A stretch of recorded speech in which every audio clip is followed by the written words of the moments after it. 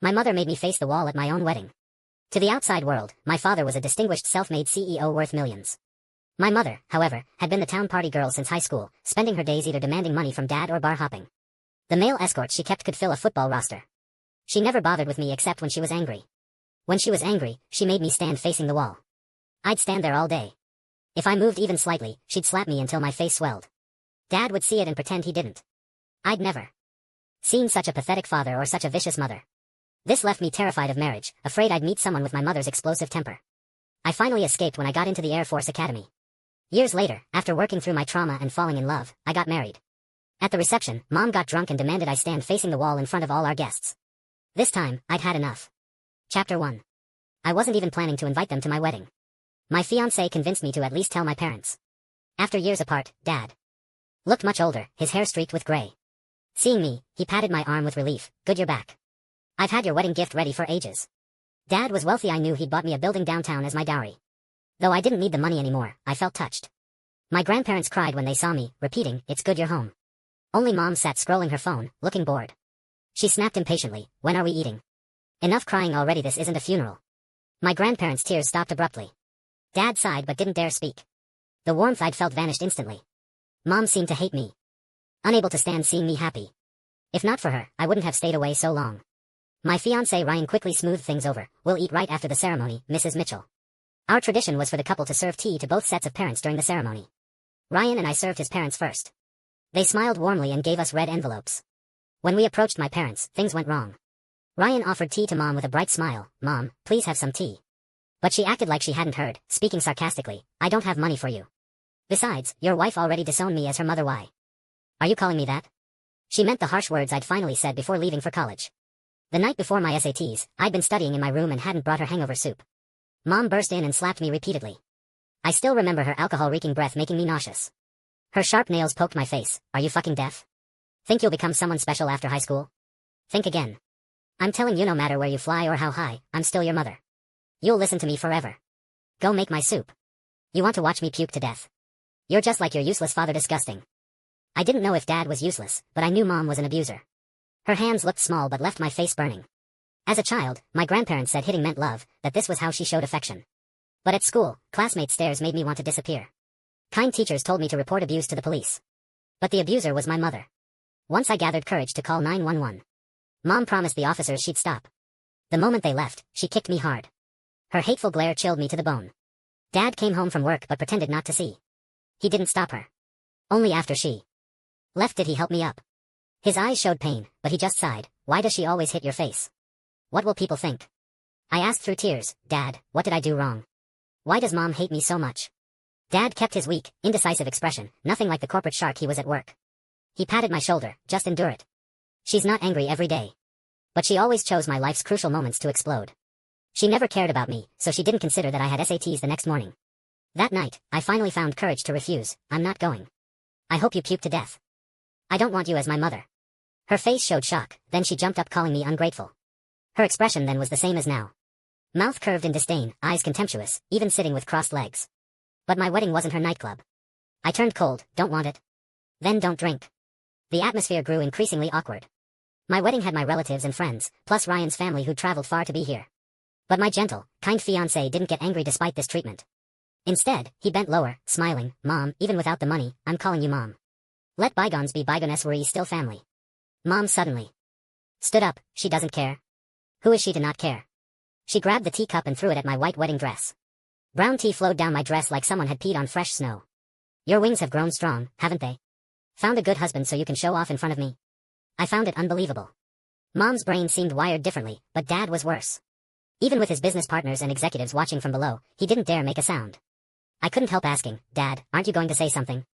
You're okay with Mom doing this?" Despite everything, I still hoped Dad would stand up for me once. At least give me the illusion of having family support in public. Dad just tugged Mom's sleeve. "Didn't I give you envelope money? Where is it?" Mom shook him off impatiently. "Just 10,000. What's that good for? I already spent it on drinks." Guests whispered below. Someone said quietly, "Never seen a mother like this. Can't be her real daughter." I'd wondered that too, even wanted a DNA test. But I desperately discovered I looked more like Mom each year, as if carved from the same mold. Ryan looked at me worriedly, still trying to salvage my dignity. He forced a smile. Mom, it's fine if you don't give me money. I'm still calling you Mom. He signaled the MC to continue the ceremony. Ryan's family had status, but his parents said nothing. In the dressing room, my mother-in-law helped remove my veil, saying gently, "You must have suffered as a child with a mother like that." Something about those simple words made me want to cry. I'd never received affection from an older woman. Others went home looking for their mothers first. I went home trying to avoid mine. Only when I confirmed she wasn't home could I relax and do homework. Fortunately, she loved bars. So I could study in peace. Dad was busy making money, Mom busy giving him a green hat. One day after school, I saw unfamiliar men's shoes at the door. Entering the living room, I found their clothes everywhere. Their underwear sat brazenly on my bookshelf. I nearly vomited. Mom emerged from the bedroom and cursed me for being shameless. She grabbed a clothes hanger and whipped my arm. "You don't knock when coming home? You're so cheap. Want to watch us fuck? Come on, come watch." She forced me into the bedroom where the man lay casually under their wedding photo. Seeing me, he even raised his eyebrows suggestively. "Nina. You really know how to play. Planning a threesome?" I cried, telling Mom I wanted to leave. I'd never come home without knocking again. But Mom got more excited, making me face the wall while they had sex behind me. I covered my ears but couldn't block the sounds. I felt sick. Mom seemed to find a new punishment method. Whenever she was unhappy, she made me face the wall. Looking at the white wall, I'd remember their intertwined white bodies. Disgusting. So disgusting. It was mental torture. For years after, I hated physical intimacy. I told Dad about this, but he just smoked in silence, then continued giving her money and being pathetic. I never understood why he did this. When I asked too much, Dad only got angry. He only dared be angry at me. "Lily, do you want to destroy this family? Would you be happy if your mother and I divorced?" Was Dad lovesick? I'd thought so, but clearly not. Dad didn't love Mom. Otherwise they wouldn't sleep in separate rooms, and Dad wouldn't use work as an excuse to stay away. They clearly didn't love each other but insisted on staying together and having me. But I was tired of investigating. I just wanted to finish the wedding and never see them again. Ryan worriedly held my hand. "Maybe skip the toasts. It's just ceremony anyway. Normally, newlyweds should toast each table." I didn't want to toast my parents either. But the guests included my colleagues, superiors, friends, and Ryan's relatives. Basic respect was still necessary. I adjusted my mindset, changed clothes, and went with Ryan to toast. Along the way, everyone tactfully avoided mentioning Mom. Since they were in a private room anyway, we'd skip them. But Mom burst out of the private room. She held white liquor, shouting at us, "Not toasting anymore? Getting married and disowning your parents?" She downed the liquor. Never seen such an ungrateful daughter. Raised for nothing. My anger finally boiled over. I turned to her with a cold laugh. "You raised me? I shouldn't have invited you today. A woman like you deserves to be my mother." Mom froze, seemingly not expecting usually weak and face-conscious to confront her publicly. Dad quickly mediated. "Enough, enough. It's a happy occasion. Everyone say less." Ryan also said, "Yes, Mom, I'll drink to you. Lily's not feeling well, she shouldn't drink." To show sincerity, Ryan, who'd been sipping, downed a full glass of white liquor. But Mom wasn't satisfied. Her snake-like gaze fixed on me. "Not feeling well? Then stand there. Don't you love facing the wall?" The old shadows crashed over me. I felt that familiar nausea. I couldn't help clutching my chest, slowly crouching down. Mom stood over me like a victor, her curved lips so smug. "Playing victim? Again? I really thought I traumatized you. But you still got married, didn't you?" Ryan didn't understand what was happening but instinctively shielded me. "Mom, what do you mean? You're an elder, can't you save some face?" Mom rolled her eyes at him. "Who are you to lecture me?" My in-laws looked embarrassed but tried to mediate. "Mrs. Mitchell, can we discuss this privately? So many relatives are watching." Dad quickly agreed. "Nina, the child finally came home. Can't you wait to scold her? Lily, and you too. Your mom's just blunt. Don't take it personally." I almost laughed in anger. I really didn't understand why Dad was such a coward. Normal men couldn't tolerate someone like Mom, especially a self-made success like him. He was pathetic as a dog. If not for his inaction, Mom wouldn't have dared bully me for years. Mom looked triumphant, even her crow's feet radiating mockery. No matter how many years passed, she still hated me. Seeing my expression, Mom got upset again. "Why are you glaring? Guess I didn't hit you enough as a child. You're still rebellious. Should have aborted you." I took a deep breath and slowly stood up. I realized the mother I'd always looked up to had become small in my eyes. I could take 10 of her. Why was I still afraid? Then why didn't you abort me? I'm telling you, I call you Mom out of respect. Keep disrespecting yourself and don't blame me for getting nasty. "Oh, you want to hit me?"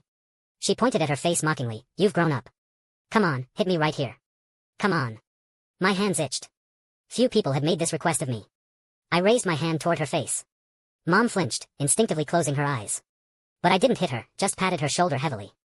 I gripped her shoulder. "Mom, I thought you really feared nothing. Turns out you're afraid of being hit too. I'd wanted to hit her. But momentary rationality stopped me. Violence doesn't truly subdue people. Like with Mom, since I didn't hit her, she turned red with embarrassment. She shook off my hand, sneering, I thought you'd really grown a spine. Still the same coward. Didn't you say you'd never come back? Yet here you are at your wedding, running back with your tail between your legs. Don't think I don't know what you want. Just after your dad's building, right? I'm telling you, no way. She gritted her teeth, an ungrateful daughter like you doesn't deserve a dowry. We'd rather donate the building than give it to you. I laughed, then donate it. What have you contributed to this family all these years? The building is Dad's to give Muhatsit to you? Even if he doesn't give it to me, it's not your decision. I looked at Dad. Dad, what do you think? Planning to have another baby to inherit the business? Dad was sweating, eyes downcast. What nonsense. Your mom's just speaking in anger. The next moment, Mom's slap landed on his face. What bullshit are you spouting? I said donate it, didn't you hear? Ryan's family was stunned. He whispered to me, your dad's not angry. Is he even a man? I smiled bitterly. Watch, even if Mom made him kneel publicly, he wouldn't be angry. Dad covered his face humiliatingly, trembling. Enough. Stop making a scene. That building was always meant for our daughter. Mom's nose twisted with rage. She pointed at me. Give it to her for what? I said, nor you deaf. What did you promise me? Regret flashed in Dad's eyes, like he was desperately suppressing something. Grandma emerged from the private room, fawning. Lily, don't blame your mom. She's not malicious, just sharp-tongued. I was an only child. Mom seemed to have no siblings either. But I didn't understand why our treatment was so drastically different. I nodded indifferently. Her foul mouth is your fault for spoiling her. A woman in her 40s who can't control her tongue. Something I said triggered Mom. She glared with wide eyes and grabbed a porcelain plate, hurling it at me. Who are you to lecture me? I'm telling you, as long as I live, I'm your mother. I dodged. The plate shattered on the floor. Unsatisfied, Mom threw another at me. This time it missed me but hit Ryan's head. The porcelain cut him, blood immediately running down his face. My mother-in-law screamed, eyes full of fear. The son she'd never laid a hand on was hurt by my mother. She trembled, pointing at Mom. You're unreasonable. Mom crossed her arms smugly. Stop pretending. Your family just wants our money too. I'm telling you, want to marry Lily? Then obey me. Ryan's family didn't lack money. He was an aerospace engineer with a bright future. I didn't know how Mom could say such things. Though we had some money, what were we compared to truly powerful families? I gripped my wine glass tightly, then threw it in Mom's face. Wine splashed all over her. She froze, then shrieked, Lily Mitchell, are you insane? You dare throw wine at me? I coldly smashed the glass on the floor, shards exploding everywhere. Apologize to my husband. Why did you hit him? You really think you're something? Mom trembled with rage, face dark. Apologize? Never. I'm telling you, I should have strangled a little beast like you at birth. I truly didn't understand why Mom hated me so much. As if birthing me was her shame, my existence humiliated her. Young me would reflect, feel inferior. Now I just felt annoyed. Who asked you to have me? You birthed me, then mistreated Miss I'd be grateful? I don't know why you hate me, but I've accepted it. I don't care if you hate me because I don't care about you. I took a breath, pointing at the door. This is my wedding. No one's forcing you to stay. You can leave anytime.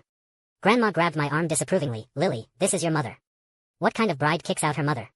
She glanced at Ryan, whispering, aren't you embarrassing yourself in front of your in-laws? I laughed in disbelief, pushing Grandma away. Grandma, haven't we been embarrassed enough today? Everyone's already seen it. I've given up on saving face. Mom, I still call you Mom to give you face. But if you had any shame, you'd leave now, okay? I didn't expect Mom to still refuse to leave at this point, getting more dramatic instead. She grabbed Dad. Look at your good daughter. Disowning me? Cut her off immediately. Don't give her a penny. This made me angrier. Fortunately, I'd attended the Air Force Academy with no tuition or living expenses. Otherwise, they really wouldn't have given me a cent. During breaks when I didn't go home and wanted to work in California, I called Dad for bus fare. Mom wouldn't let him give it. And Dad actually gave me nothing. Looking at hunched Dad and arrogant Mom, I knew the outcome without thinking. Sure enough, Dad first sighed deeply. Nina, must you make a scene now? Mom's eyes widened. What do you mean? Are you blaming me? Where would you be today without me? Dad's eyes filled with exhaustion. He pulled Mom outside. Stop embarrassing me and our child here. Mom shouted excitedly. You think I'm embarrassing too? Then divorce me. Do you dare? I thought Dad would dodge pathetically as usual, but surprisingly, he nodded. If you want divorce, then divorce. The room fell silent. Even Mom stood frozen, not expecting him to actually agree. Grandpa, who'd been quiet, finally stepped forward, glaring with his hands behind his back. What are you saying? Can marriage be casually divorced? Grandpa pointed at me. You child, can't you just go along with your mother? Would you be happy if they divorced? I sneered. What's it to me? They should have divorced long ago. Dad, you've worn that green hat so long. Finally waking up? Grandma cried, "What are you saying? What green hat? How can you treat your mother this way?" Mom gritted her teeth, "You really want to divorce me? Fine, divorce. Let's see who regrets it." Then Mom glared at me viciously, "I'm telling you, if we divorce, you won't have it easy either." I rubbed my temples, thinking it could finally end. Dad covered his head painfully. "Lily, do you know what I've sacrificed? Why can't you just go along with your mother?" I rolled my eyes. "What exactly have you sacrificed for me?" I'd never received their love growing up, but somehow all their pain was my fault. Dad sighed, gripping my hand. "Fine, if we're divorcing, then divorce. I'm tired too." It was my first time seeing Dad's eyes show determination. Ryan wanted to come with me, but I sent him to the hospital for stitches. At home, Mom sat on the sofa waiting. Seeing us return, she sneered, "Divorcing? Then why come back?" Dad took a deep breath. "The house is yours, but I'm taking my things. As for the building, I'll notarize it in our daughter's name. Do whatever you want after that." Mom jumped up, eyes full of disbelief. "You really want to divorce me? Richard Mitchell, are you insane? I'm telling you I can divorce, but I'll expose everything you've done." Dad's whole body shook, fists clenched. "How much money have I given you these years? Still not satisfied? I know I've wronged your family all these years, but why couldn't you just act normal at our daughter's wedding?" "I'm not normal."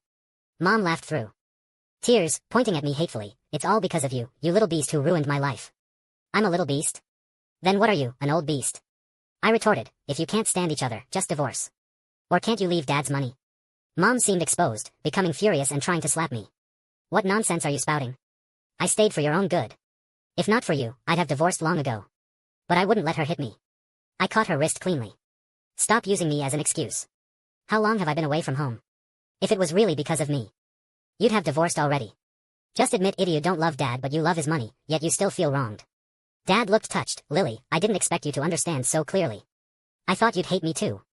I looked at him speechlessly. "Dad, would a wealthy man like you really be controlled by an unemployed woman like Mom?" I saw clearly. "Dad, you actually love yourself most. Stop pretending." Whether they divorced or not, I didn't care. But saying these words made me feel much lighter. Both stood dumbfounded, unable to react. I asked my most curious question. "Dad, what exactly does she have on you?" Dad opened his mouth, but Mom screamed, "Don't say it. We agreed to take this secret to our graves." Then Mom suddenly pushed me.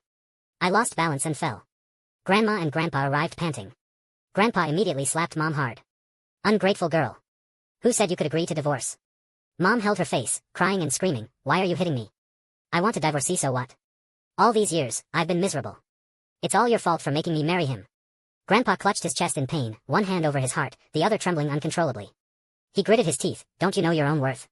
Without Richard, could you live this well?" Grandma grabbed my arm, shaking desperately, hitting his love, scolding his affection. "How can you hate your mother so?" I rolled my eyes. "Fine, then I'll call her an old beast. Why is she angry? It's all love." Then I shouted angrily, "None of you are good people. Had to turn my wedding into a battlefield, didn't you? Now you're satisfied. Everyone knows our whole family is crazy." Dad said guiltily, "Lily, don't be angry. I'll definitely give you the building I promised." Mom laughed mockingly. "So that's why you're so worked up. You just want that building." The building was worth millions. Anyone who got it would be set for life. But for me, the building's appeal was far less than their secret. I just wanted to know why Mom treated me this way, why Dad was so pathetic. I wanted answers for my younger self. Then I don't want the building. "Tell me, that's the secret you're hiding? What exactly did Dad do?" The room fell silent. Even the most agitated Mom unconsciously lowered her head. Grandma suddenly slapped me. Though it didn't hurt, it still stunned me. But Grandma cried harder than me, sobbing while clutching my arm. "Why must you know everything? Isn't it better to live in ignorance? Do you really want to ruin our final years?" My nose stung as I insisted. "I just want closure. Mom, if you're unhappy, why didn't you ever divorce?" Mom lowered her head and pulled out a test report from the drawer. "I'm pregnant, so no divorce. Happy now?" I nearly lost my balance. Mom was already 50 years old. Even Dad was stunned, staring at the test results in disbelief. Mom glanced at me, "Not so smug now. Someone's here to fight for your inheritance." But Dad angrily tore up the results and threw them in Mom's face. "We haven't slept together, how are you pregnant?" The words exploded like a bomb, leaving me reeling. Mom's eyes showed guilt. "We did last month when you were drunk. We definitely slept together." Dad gritted his teeth, lunging forward to choke Mom. "You're an idiot. When you brought those men home, I turned a blind eye. But you dare bring a bastard to steal my inheritance?"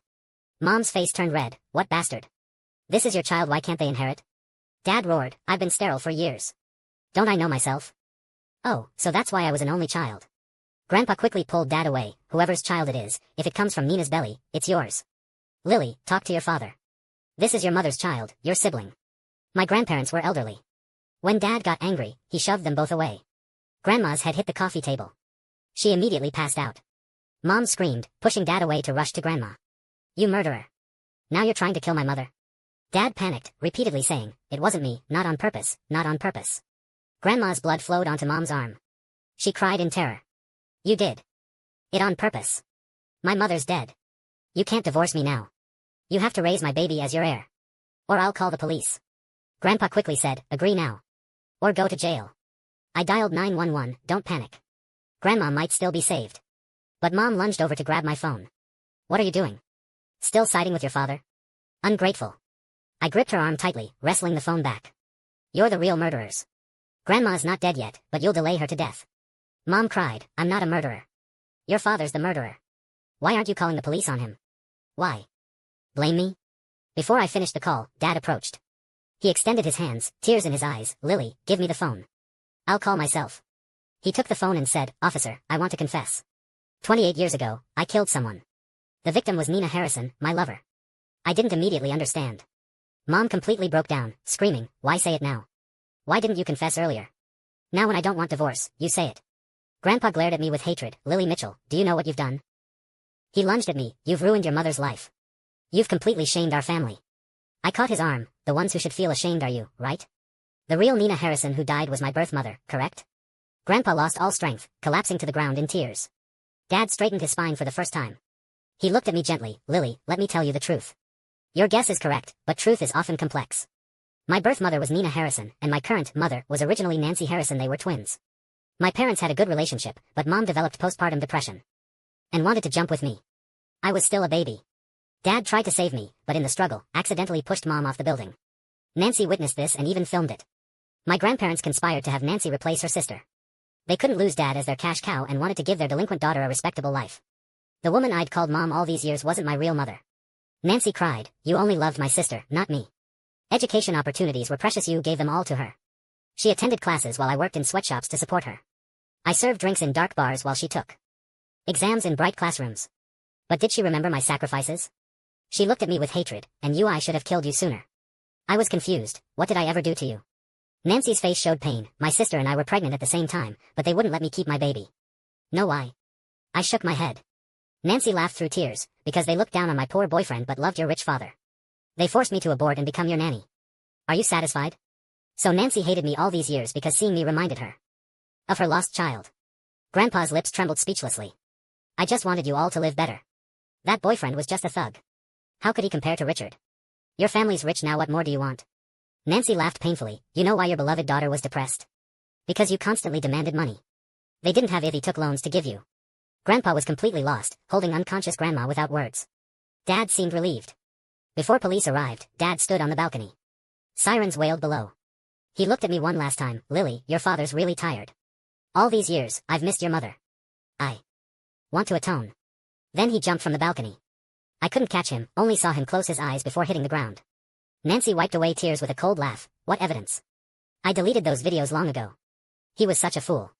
But she didn't know Dad wasn't that foolish. Left a will. Half his money went to charity, the other half to me. Grandma died in the hospital. Soon Grandpa followed in grief. Nancy aborted the baby and went south. The last time I saw her, she looked haggard without makeup, showing some remorse. Lily, I'm sorry. I bullied you all those years because only you were easy to bully. I nodded. I understand now. You didn't dare bully Dad because you feared pushing him too far. You didn't dare bully Grandma and Grandpa because you still hoped they'd love you. So only I was an easy target. Nancy looked embarrassed, checking her watch. I should go. I used to hate her, but now there was no point. Ryan handed me my favorite ice cream. Eat quickly before it melts. I smiled helplessly. I now had a happy family and successful career. Time to look forward. The end.